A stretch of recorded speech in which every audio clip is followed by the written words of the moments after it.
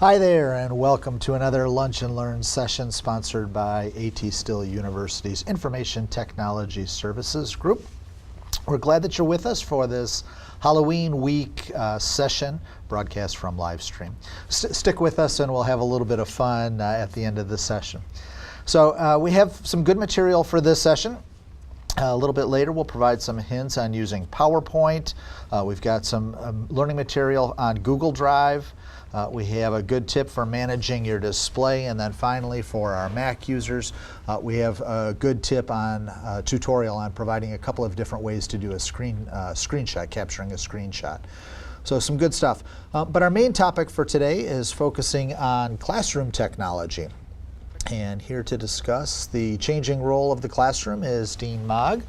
So Dean is the manager of our Academic Technologies group. And Dean's group, of course, is right in the middle of the changing classroom.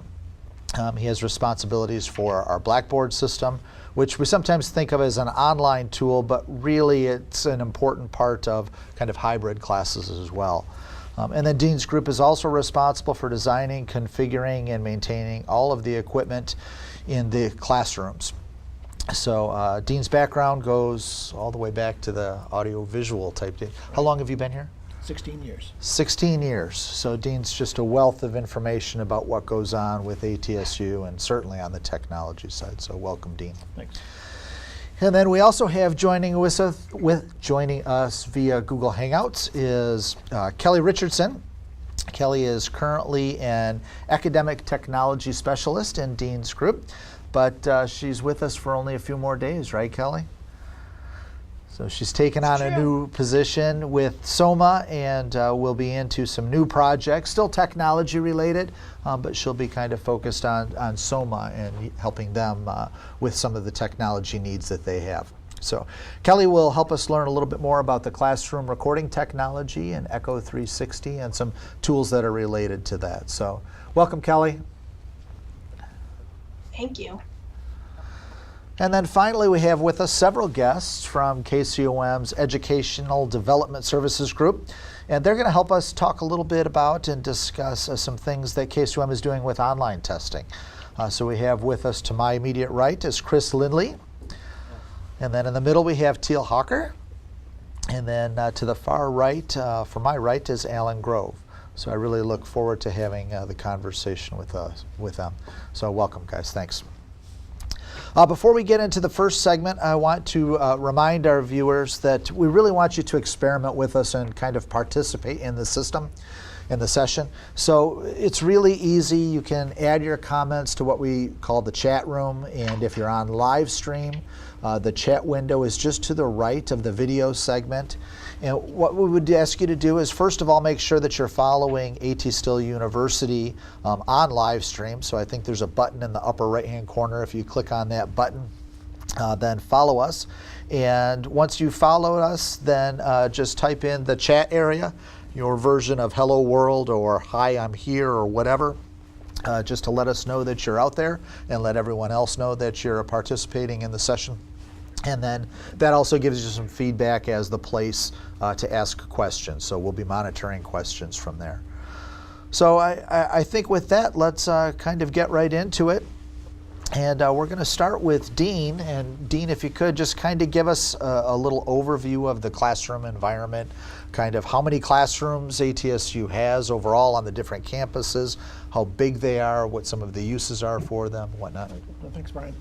Yeah, first, I guess we can talk about classrooms, and I use the word classrooms with some air quotes there, because we have 20 rooms that are titled classrooms in ATSU, both on the Mesa and the Kirksville campus. And they range from small rooms of 10, 15 people up to large 200-seat theater-style auditoriums. But since we're more of a technical, professional, hands-on type school, we have a lot more learning spaces in that too. So I would include sim labs and OTM labs and a lot of even some of the student study rooms as educational spaces that we help support. I did run the numbers on that. In Mesa, we have 12 classrooms, 8 rooms that are labs, 11 sim rooms, and 15 student study areas. In Kirksville, I had 8 classrooms with 7 labs. We have 24 sim and HPS rooms and 50 kind of breakout and study rooms of different sizes. And those rooms, depending on the room and the size and the use for the room, the amount of technology in the room varies greatly, because there's some rooms that just maybe have a flat screen on the wall with a laptop hookup, and then some of the bigger classrooms are fully decked out with all the AV equipment. And we also have some technology that we support on the some of the CHCs and some of the clinics and rotation sites too. So there's a little bit spread out, since we're a nationwide and worldwide organization. That's a good point. So, I mean, we think of online as just online, but really it's remote classrooms that we're dealing with as Right. well. As well as, like you said earlier, the blackboard and all the, if you consider that a large classroom as well too, because most of our residential classes have an online component now as well. Yeah, and we still use the term, I still use the term classroom, but it's probably kind of an antiquated term in some ways. You know, it's more of a learning area. Or, Right. Right, and kind of a typical classroom that we have here at ATSU on either campus or even remotely would be a PC with maybe a laptop hookup, a projector, and an audio system of some kind. Some of them have control systems as well. And a lot of the tools we have for these are, you have your computer connections. A lot of rooms have document cameras, and most rooms we can bring in things like video conferencing if they're not already installed. And we have a lot of different tools that we can do with video conferencing. A lot of neat things we can do with bringing in external lecturers or having a person on the Mesa campus present in Kirksville to cross-pollinate, if you would, between the schools. So it's nice that we can do that with a video conferencing. Right, even with the community health centers, I know SOMA does a lot of interaction between the main campus in Arizona and the community health centers. Mm-hmm. And some of the things that our team does on a daily basis is support and upkeep of the equipment. We do closed circuit TVs displaying in the room what's from a camera, video recording, either Echo 360 or like a live where we come in with a camera and record and edit things for you. And also I mentioned kind of the video conferencing where we have life size. We can do Google Hangouts. You can do the new tool we're using is Zoom conferencing. And so there's a lot of different tools that we can do with you. So I mean, to schedule a classroom or to get a learning space, a lot of times you have to go through either the library on the Mesa campus, or different programs have different people, and sometimes it's confusing as to who has what room and when. So I think the best way to sort that out is to go to the its.atsu.edu website. Okay. And you can do a search in there for a room name, and it'll come up and it'll show the equipment that's in the room and who to contact to schedule it, and even if people keep it up, a calendar of what's going on in that room, so you know if it's open Right, so or you can not. see when something's available, Right. when the room is available. That's great. And then if you ever need help in a classroom, just usually the best way to do it is to call the help desk or to email the help desk at atsu.edu. And that way we'll start a ticket. We can get somebody there that can help you out and to do it. And by all means, if you have suggestions for classrooms, or you want upgrades, or there's something that needs to be fixed, for sure let us know. Either contact an academic technologies person on either campus, or put in a help desk ticket. And small projects or upgrades we can do a lot of times almost right away. And larger projects for a full-size room update, if it needs new technology or needs technology at all, sometimes we have to budget that out. So it could be next year, but I mean it just depends on the scope of the project. Right, and we try to go through a review of all of the classrooms every year, just to kind of ask around and see what needs to be updated, or what faculty members would like to see in the classroom, things that aren't working well. And then they get with you, Dean, Yep. and we put it in the budget and try to make those improvements in the following year. So for the more long-term things. For the immediate things, we have people on both campuses. I know you and Corey and Barb are going down to the classrooms frequently to try and deal with those immediate issues as well. And I know on the Arizona campus, the guys do the same thing. Right. Both help desk guys and Ryan and Mitch Yep. Good. So yeah, so from a classroom standpoint, I mean, really for any faculty or any expertise anywhere, I was going to say in the country, but in the world, we can really bring them in right to the classroom and provide that expertise for people. Just let us know and schedule it. Yep. All right, super. All right, I think that gives a pretty good overview of the classrooms. I think we'll go to a quick break. Thank Dean for that information. And we're going to take a quick break and talk a little bit about, or hear a little bit about the upcoming research symposium. And then we've got a nice quick Microsoft tip from Beth Thompson over at CEGHS. And she's Microsoft certified, and we've kind of asked her to put some of these tips together for you. So take a look and see what you think.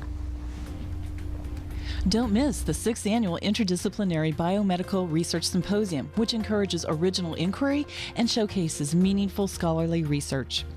The annual symposium is scheduled for Saturday, November 1st, 2014, on the Kirksville campus. Students, residents, faculty, and regional researchers will present their current biomedical research. The symposium provides a foundation for promoting collaborative biomedical research with the Still Research Institute. Oral research presentations begin at 8 a.m. and last until 10 a.m. in the McCrite classroom. Exciting projects from multiple disciplines will be discussed, supporting the creation and dissemination of knowledge. The symposium's keynote address will be on autonomic nervous system translation research and its impact on clinical care. The keynote presentation starts at 10:15 in McCrite classroom. After the presentation, symposium poster presentations on cutting-edge research topics will take place in the Connell Information Technology Center from 12:45 to 2:45. The day closes with an awards presentation immediately following the poster presentation event. Consult the official schedule for exact times and locations.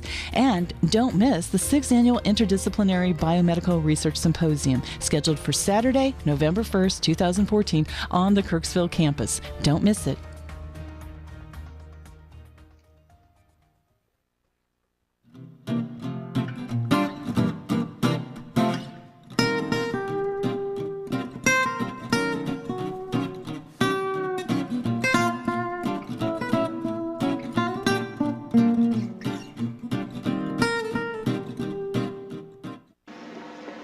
I have been teaching Microsoft Office for almost 20 years.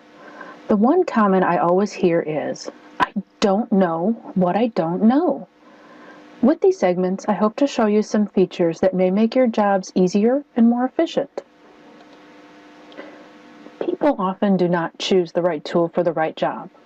For example, people have trouble using tables in Word. Did you know that you can embed an Excel table into Word and PowerPoint? When you copy a section of Excel, use the Paste Special, Paste Link feature to embed the Excel table.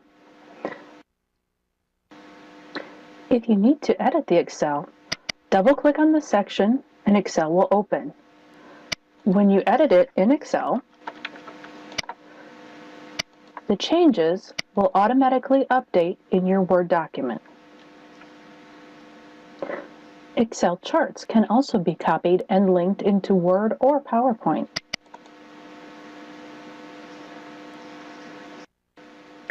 Please feel free to email me if you have any questions, want further instructions, or if you have suggestions for further episodes. All right, great.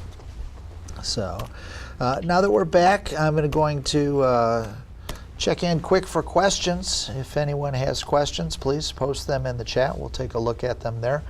And then we're going to continue with Kelly talking about some classroom tools and shift gears a little bit and going from kind of what happens in the classroom and the technology that we have there to recording what happens in the classroom. And so Kelly, maybe you could give us a quick overview of kind of the classroom recording system, how it works, how many classrooms are hooked up, that kind of thing. Yeah, absolutely. And what I wanted to do an overview of is Echo 360 for those who aren't familiar with it. We've had it for a little while installed in some of our classroom, and I also wanted to talk a bit about Lecture Tools, which is a new app by Echo 360 for interactive classroom kind of student interaction, polling, and such. So I'm going to go ahead and share my slides with you.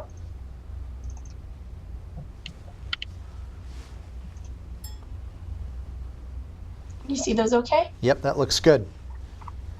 All right, great. So like I said, Echo 360 has been installed in our classrooms for a little while now. For those of you who aren't familiar with it, Echo 360, it's a digital classroom capture tool that enables around-the-clock extension of lectures to students. Those Echo lecture capture tools are meant to enhance instruction by allowing students to review lectures on their own time from any device. And these devices, they're installed in a lot of the classrooms on both the Kirksville and Mesa campuses. And these details can be found by searching for the term Echo 360 on our ITS Google site. But you can see there, they're in a number of buildings, various rooms, and you can find those details through our ITS site. Or if you submit an email to Help Desk, we can let you know what rooms those Echo 360 devices are present in. And those devices enable the capture of a presentation content, whatever's being viewed on the classroom's projector or classroom computer, the audio from a classroom microphone, and in some instances, a classroom's video camera.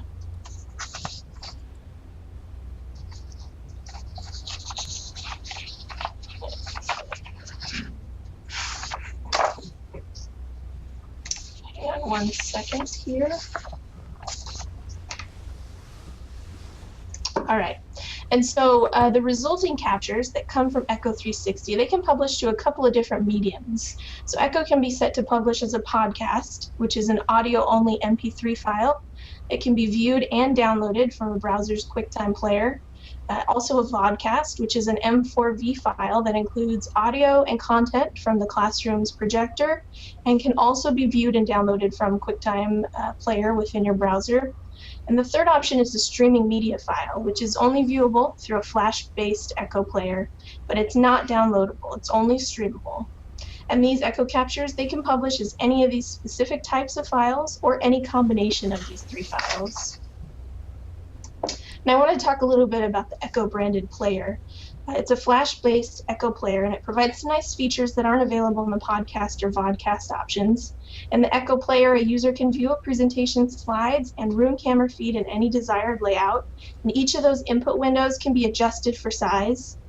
And a user can jump to any point in the presentation by clicking forward on the audio timeline or opening up the scene tool and clicking on a particular slide in the presentation.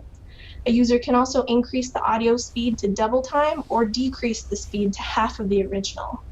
And in addition to those playback features, the Echo player provides tools for discussion of an Echo capture and bookmarking important points or concepts in the presentation.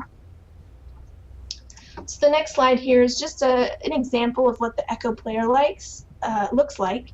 You can see the camera feed there, the slides that were being presented at the time, and also kind of the bookmarks on the side. You can choose a scene, jump to a specific slide, and down at the bottom left corner, you can see you can speed it up, slow it down. So Kelly, and all I of don't these want to Echo jump in captures. And steal your thunder here, so just tell me if you're going to go through it. But is the Echo player, is that the way that most students will actually watch the content? You know, it really depends on the program. Because the Echo player is not downloadable, if you're looking to capture a lecture that maybe has copyright issues in it, you can make that streamable only to students. You can't download it. I mean, they can take a screen capture, what have you, but there's also a copyright statement on the beginning of that Echo player that says that all the information in here is for ATSU education purposes. Okay, so when they click through... Does that answer your question a little bit? Yeah, I'm trying to just help people visualize when a student clicks through from Blackboard, you know, what the student might be looking at. And I know so you mentioned... that's exactly what they would see there when they click on the Echo player. Yep. And then you mentioned that there's also the podcast option, which I know that students really like. So when they're traveling or, you know, driving in their car, they can still hear some of the lecture material. They might not get the video components of it, but they can still get the audio version. And I know that there are a lot of students who like to increase the play time so that they can hear it a little bit more quickly than they would otherwise. Right, absolutely. And the same can be done for the vodcast. A lot of students like to download materials and then maybe watch it at the gym, or if they're traveling over the holiday season, they can download those vodcasts, sync them up to their cloud or what have you, and watch that at their own speed. Very nice. So these Echo 360 captures, whatever you choose to publish it as, podcast, Echo Player, they can publish to different locations. They can publish as individual links within the Echo 360 content area, which is currently present in every Blackboard 9 course. You can see that on the left here. This is kind of an example of how it shows up in Blackboard. You can also publish these captures to an RSS feed that users can access directly via browser or mobile application from a provided URL like the one on the right. And this is another example of just how it shows up through a browser. Obviously, there are various iPad apps and Android apps that let you read RSS feed in the same manner. The third option for a publishing medium is the Echo Center, and this is the Echo branded Echo Center. It's an additional tool which kind of delivers an organized version of your captures via web page, manages them. It's a valuable way to view and download the captures related to one topic or course in the order which they occurred. Users can view the bookmarks or the discussion posts made by other users within this Echo player, and the instructors can access a report on what specific users have opened the Echo player to view a specific capture. And that URL to this Echo Center page can be added to the left-hand navigation of your Blackboard 9 course, or you contribute the URL as a web link to the course content. So that's an example there of what the Echo Center shows up as. You can kind of download it from the right side. You can embed it, specific echoes within the context of your Blackboard course. So as you can see, kind of a lot of these tools and features in Echo 360, they really promote student interaction. And that's exhibited from our next slide, which is lecture tools. This is one specific tool that we recently purchased the rights to. It's by Echo 360 in participation with another content course management system. It's a presentation tool which increases student participation during lecture by harnessing interactive power of laptops, cell phones, and tablets that students already bring into the classroom. So through lecture tools, students can flag specific presentation slides as confusing. They can pose anonymous questions for the presenter, and they can participate in polls and assessments without a traditional clicker, which is what we're used to. I think a lot of people on both campuses, and they can do all of this mid-presentation. So students can also make notes and annotations on each of these slides in your presentation, and then print that information out for their personalized study materials. So then, Kelly, if a student marked a slide as confusing, would the instructor receive some kind of feedback that they could then go back and maybe explain a little bit more or give some more information about that particular slide? Yeah, absolutely. So when an instructor logs in to give their presentation, and all the students log into that same slide deck within lecture tools, say a student flags the slide as confusing, the presenter will see that little widget pop up on the slide, and they'll know this is time to go back, maybe flesh out this slide a little bit more, see if anyone has any questions. And that's the same for the anonymous questions that students can pose during that slide. Great. So that kind of segues great into how an instructor account is set up in lecture tools. And Dean's put together this little video to demo how to create an account. So Dean, Did are you you want going to talk to the video? maybe or? we can narrate that? I can. So I think we'll have Dean just kind of talk over the video. Corey, if you can pull that video up, then Dean will just kind of give us an overview of what these lecture tools are. All right, so this is a Blackboard course, and what you're going to do is go to the Tools section of your Blackboard course.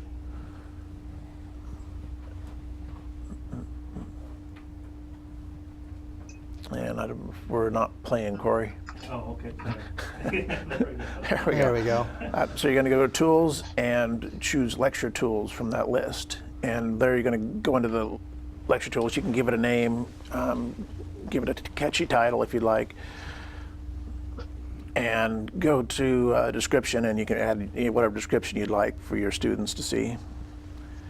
And when you do that, then you'll go ahead and you'll submit that, and it'll create a link within your course for lecture tools. And if you've never been in lecture tools before, when you click on the lecture tools link, it will launch lecture tools. If you've never been before, it will ask you to create an account in lecture tools, and then you can use that and upload your PowerPoint slides from PowerPoint or from PDF. Then you can use it as a slide sorter. You can go ahead and there's a button at the top there to where you can import slides from a file, from existing presentations, and move them around and edit things. And then it'll go ahead and import them and add slides in. And there's ways to create interactive slides. You can create polls, you can create surveys, you can add videos into it, and here it's an example of a multiple choice slide. We'll put in words, Statue of Liberty, and then you can put in different answers. You can do true, false questions. You can do image questions as well, where you could put a hotspot on an image and have the students click on it to see if where is a particular cell body piece. So there's a lot of different things you can do with lecture tools. And you would go ahead after this and you would publish your lecture, and whenever you were presenting, the students would be able to access the tools that we were talking about earlier with the asking questions, marking things as confusing, or taking notes. So it's a really powerful tool. It kind of combines what you're used to doing with a PowerPoint and then just adding a layer of interactivity and student Feedback. Really, yeah. And you don't necessarily have to stop your presentation and check what the students are doing too as well. I mean, if you have like a teaching assistant in the room, that'd be great too. But you could also go back later, and if you have office hours, use that as kind of an office hours and catch up with what your students said during the presentation. Sure, even just as a feedback loop so that you could, improve your material for the following year. Right. Yeah, no, that's great. So we have a couple questions. First question, Kelly, I'll kind of put it to you. The question is, can you use Echo 360 to create lectures online? So is there a creation tool for Echo 360 as well as the live capture tool? Yeah, absolutely. Echo 360 has a tool called Personal Capture that you can download from our Echo 360, scheduling server. And it works a little bit like Camtasia. It's pretty basic. You can cut the front and the end off of your audio or your video. It doesn't get super granular as far as, Camtasia looking at the sound waves and such, but there are some people, I believe in KCOM, that upload their presentation from that Personal Capture software. You upload it to your course in Echo 360 and it'll publish exactly like all your other Echo Captures publish. Okay, great. And if you want, you can kill your share and come back on the screen with us. Right. And then the second question is this the only program to record lectures in the classroom? So Dean, I don't know, you want to take that? I think what they're asking is, do we have any other ways of recording in the classroom? Right. And you can use the, what Kelly was talking about, the Personal Capture. You could do it as a thing in your office, but you could also have this installed in the classroom where it's a software capture, is what they call it, instead of Personal Capture. And to get access to that, please send in a help desk ticket and we can get you set up and trained and enrolled as a user and get you the download file. Yeah, so Jenna, let us know if we didn't quite hit the nuance of that question. I'm not sure why you would need a different tool to record in the classroom. Echo 360 pretty much handles all of the needs there. And not all rooms have the appliances in any of those. Right. Yep. So in general, if you have a particular need for a specific classroom or whatnot, let us know. The guys are really good at coming up with creative ways of capturing what you need to. Okay, so I think let's continue on. Next, what we're going to do is we're going to go to another little commercial segment and hear about something that's important to the university community as a whole, and that's the Unity campaign. So, Corey, if you could bring that up.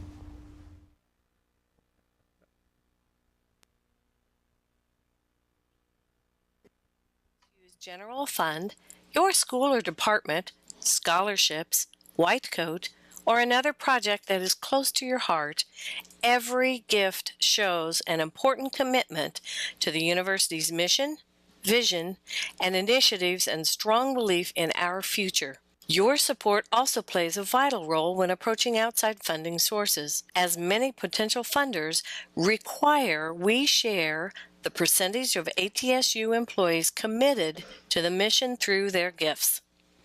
There is strength in numbers, and every single gift, no matter the size, helps make the university stronger.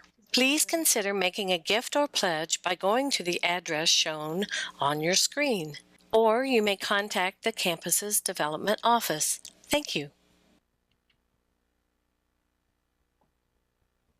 So great. Can you guys? I would encourage all of you guys to give to the Unity campaign. I know that I do, and many of us do. So thanks for those that do, and it's a great thing. So now let's shift gears a little bit. As I mentioned previously, we're joined by Chris, Allen, and Teale from KCUM Education Development Services. And unseen to the rest of you behind the scenes, we have Jennifer Tuttle, just off camera back here, providing moral support for her stars. So they're here to discuss electronic testing and the boards. And so thanks to the three of you guys, and for Jennifer for coming over and helping us have this conversation. So I guess maybe, Teale, we can start with you and give us a little bit of the background. When did KCUM start with online testing, and kind of how did it come about? It started in the late fall of 2012, basically to help prepare the students for their boards. Okay, great. And so 2004, you said? 2012, you said. Okay. Yeah, I didn't hear you correctly. Okay, so it's been a couple of years. Yes. And kind of what do you guys see as the benefits of this type of testing? Basically, it's so similar to what the students do during their board testing. So they can view the test from a screen. They can see the images. So they can zoom in on images where on paper testing you can't. Yep. Excuse me. We also allow a lab value packet, which is an attachment. So throughout the whole test, the students can pull that up, and that's exactly what the boards have. Let's see. There's a calculator just like the boards have. So it's just very similar, and that's why we like it. So it's really trying to give students that same kind of experience that they'll have with the boards, just to Right. give them more of a comfort level? Right, yes. Okay. And timing-wise, is there anything there, or education-wise, learning how to use the tools? I don't think it takes too long. Timing-wise, as in questions, like how long the students Yeah, take as for in question? people getting comfortable with the new type of technology and doing things online instead of paper and pencil format. Right. I'm not really sure how long it took them to get used to it. Okay. Yeah, I know the feedback that we've had. And I think we started out with them using the laptops. Right. And now are they all using Right, the all iPads all the time? Yeah, that's great. So how do we do the timing of the exams? Are the exams timed? And Yes. The first years get 80 seconds per question, and the second years get 72, which is what the boards do. Okay. And so what does that mean? After 80 seconds, if they haven't answered the question, it moves on to the next No, one automatically, or so just an average? We do the total number of questions, and then we figure out how many total minutes they should have. Okay. And then, if they're not done by the end of the allotted 100 minutes or however many it is, it just kicks them out. So they can spend as many minutes they want on one question, and just as long as they complete them all. So it's just kind of an average, just Right. as a range for what they might expect, and it's Right. the same as what they have in the board. So, Right. okay, good. Maybe, Alan, we can go to you, and kind of following each of the exams, students are provided with category reports, correct? And what kind of information do they get in these reports, and how does the report benefit the student? Well, when the questions are input into exam software, they got categories that are tagged by the directors or by the professors that have that lecture. And it's got the actual course, and then it'll go down to the lecture, and sometimes even to the, say, the objective or the concept that it's covering. So when the student receives this, they can take a look at that report and say, hey, okay, I need to go to this lecture and review this concept to be prepared for the next exam or for the boards.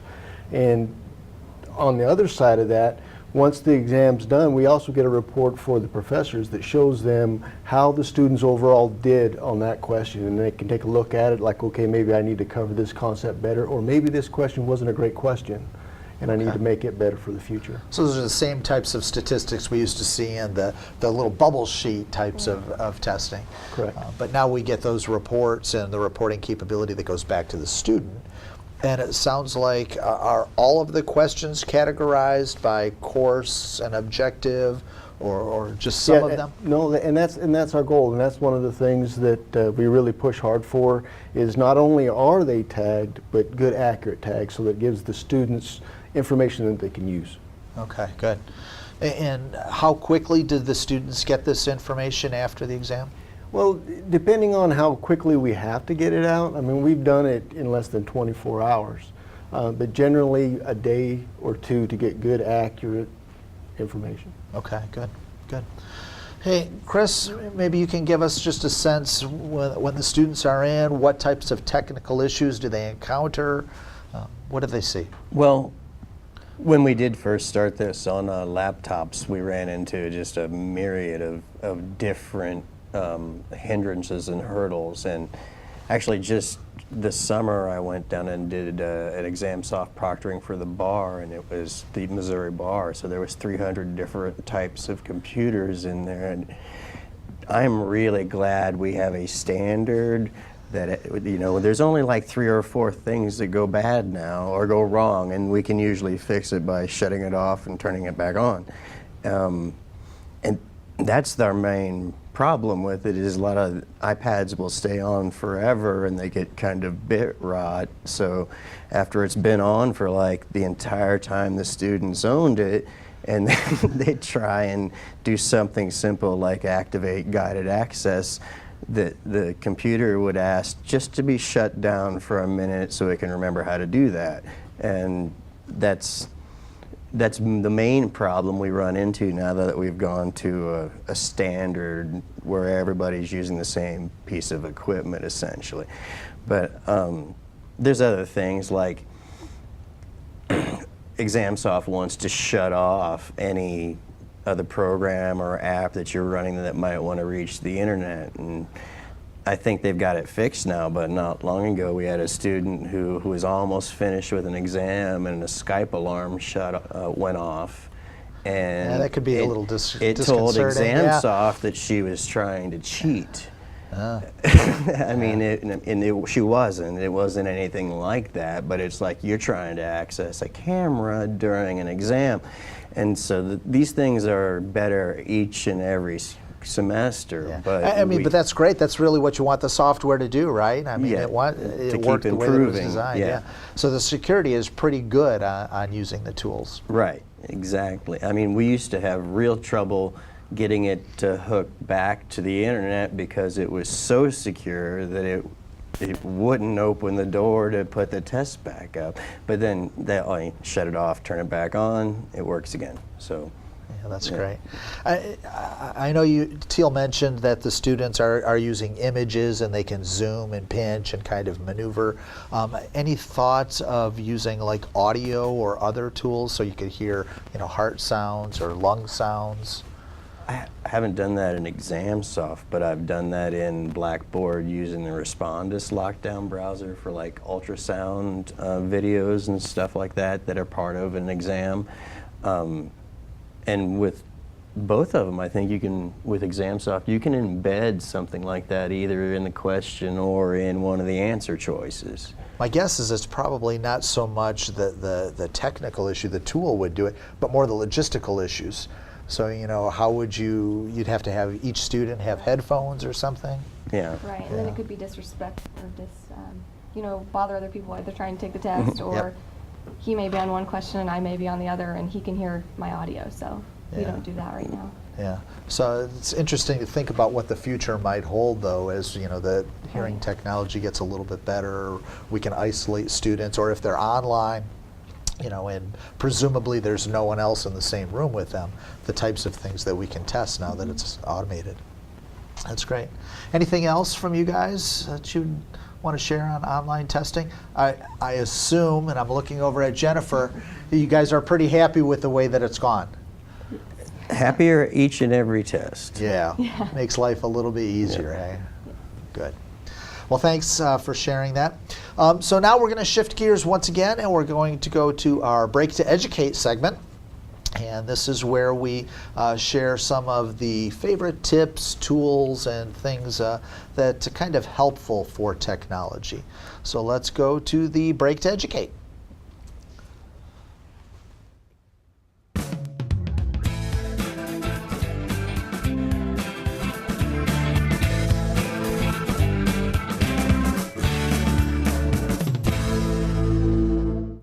This is Dean with a PowerPoint quick tip to help you become a PowerPoint ninja. The first trick is to press F5 to start your presentation from the very first slide. So you'd go to your keyboard with one click on the F5 button and you can start your presentation. Then, if you're wanting to hide the slides before your presentation or during your presentation to make another point, you can press the B button. It will black out the slides. And you push B again and they come back. And that's your PowerPoint ninja tip for the day. Today we're going to talk a little bit about Google Drive. Google Drive, of course, is online storage that you have available with your Gmail account through ATSU. And normally if you're logged in, you click the little grid in the upper right here by your name, and you can click the Google Drive, and that'll take you to your online Google Drive storage. Now, basically it's online storage that you have available to you. And to access this, a lot of people, basically log into your Gmail and go to the drive and you can access this. But you can do a really neat thing with Google Drive, and that is actually install it on your local computer or computers. So if you go here in Drive, I happen to be in the newest version of Drive, and click the little gear icon. Now, if you click that, there's a download Drive button right here. If you click that, it will take you to a menu to where you can download Drive for Mac, or I happen to be on a Macintosh or PC, and it basically installs Google Drive on your local computer.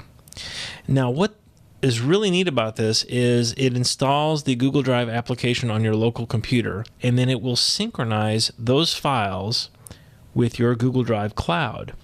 So, let me show you what this means.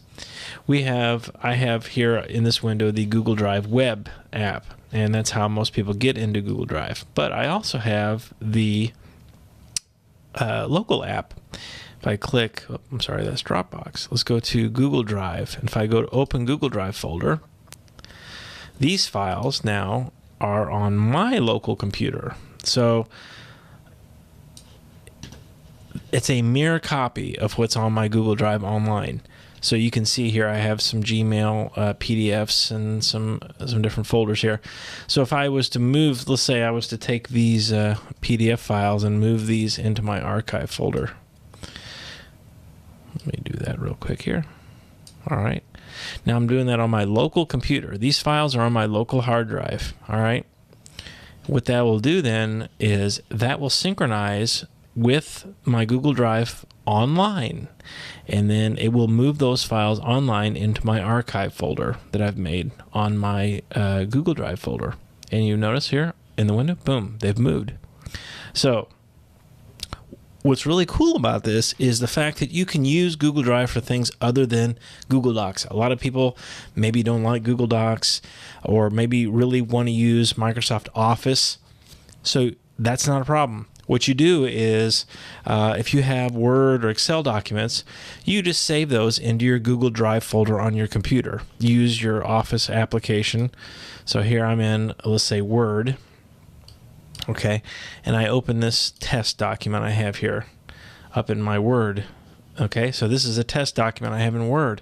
All right, this is on my computer, so I can make a change to it. let me just change the font here. We'll just go in here and we'll make that bold, for example. All right, so now all I'm going to do is I'm going to go to File, and I'm going to go Save As. I'm going to make sure that this file is saved in my Drive folder on my computer, which it is. See, it shows here Google Drive right there, and here's test 999. If I hit Save, all right, it says it's already exists. I'm going to replace it. I'm going to do that. I'm going to hit Replace. All right. So now then, all of a sudden, that file gets saved here locally, and then it also gets updated online. And then any other computers that I have Google Drive running on locally, that file will get synchronized. So you can essentially synchronize Office documents, and see if you notice here on the viewer online, that document that's all bolded now. So I changed that. So essentially what I'm trying to tell you is you can use Drive for Office documents. You don't have to use the Google Docs, although there are some advantages to using that. You don't have to. So it's a great tip. Install the Google Drive app for your computer, and install it on your home computer, your work computer, any other computers that you want to run that on. And you can save non-Google Docs in those folders, and they will update automatically if you make sure you're just saving them in the correct Google Drive folder there on your computer. And you should really enjoy that. So hope this helps you a little bit. This is a tip. We're going to have many of these coming up, so let us know if you have any questions. Thanks for watching. Hi, this is Jean with the ATSU Help Desk. Today I have a quick tip for you about zooming in and out on a web page. You simply hold down your control key and then use the wheel on your mouse to scroll in and out, or zoom in and out, whichever you prefer to call it, on your page. Thanks. Okay, today what we're going to go over is screen captures and the different type of screen captures. There are 3 that we're going to go over today on the Mac, and this works all the way back to, well, since OS 10 has started. So let's get started. The first screen capture I'm going to show is very simple. It's done on your keyboard, and all you do is you hit the Shift key, Command key, and the number 3. And when you do that, you should hear like a shutter from a camera, and then a screenshot will show up right here on the top right corner of your screen. So I'm going to go ahead and just double click on that and open it up in preview, and you see it's taken an exact screenshot of my entire display. The next one I'm going to show you is also just as simple. What we're going to do is we're going to hold down Shift, Command, and then hit the number 4 all at the same time, and you'll notice my mouse has turned into crosshairs. And what this allows me to do is click and drag what I want to take a photo of. So I'm going to show you here. I'm going to click and hold on my mouse, and I'm going to drag it across. Now this also works on trackpads. I'm going to drag it across, and I just want to take a photo of just this section. Once I let go of my mouse, you'll see a screenshot will show up on the top right corner. I'm going to double click on that, and you see it's taking an exact shot of what I wanted to do. Now this will work with applications open. It'll work with almost anything that's going on your Mac. So if I were to open up Safari here, and let's go to a website, and go to atsu.edu, and if I want to take a photo of anything on here,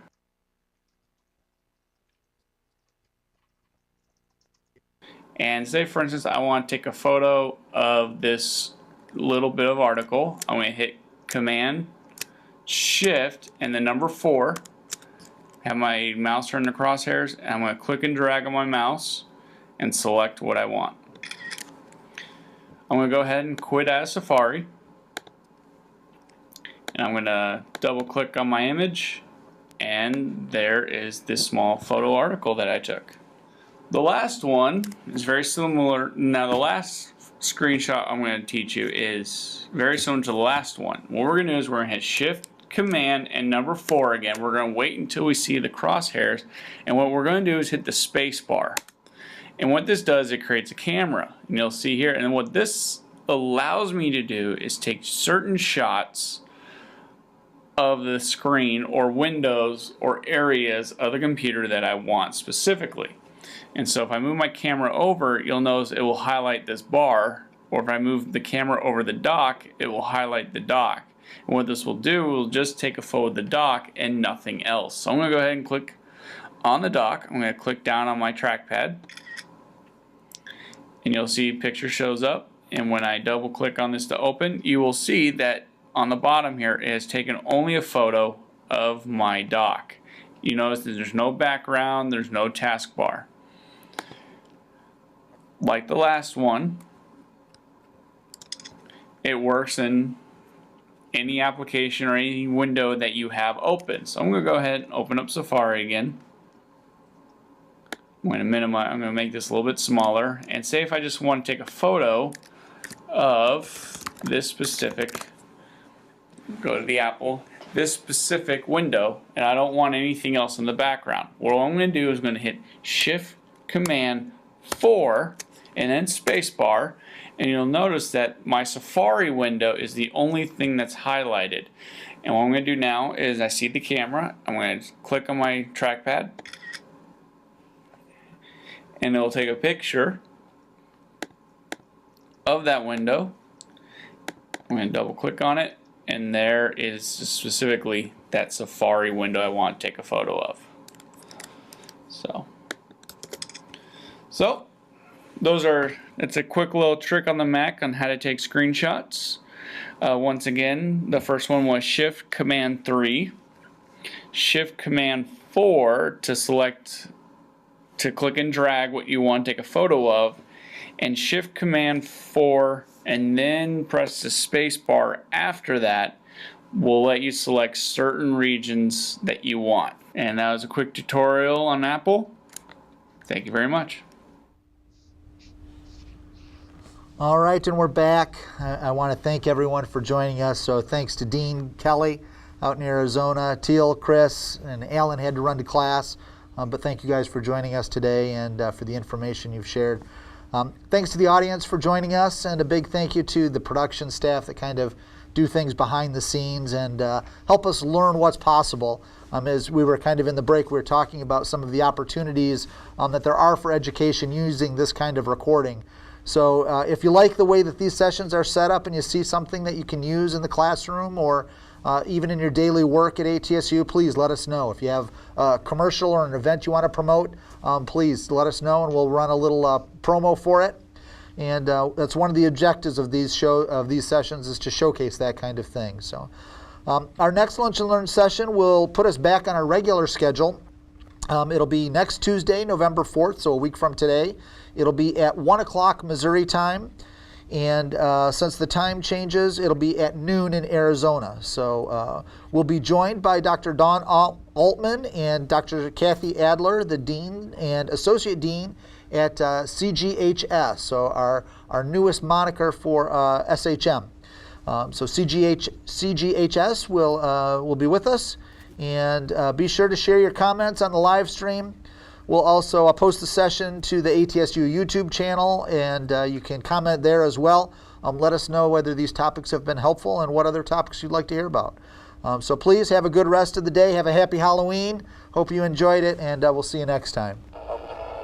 And in this corner, weighing in, over 3,000 pounds, the amazing Bumblebee.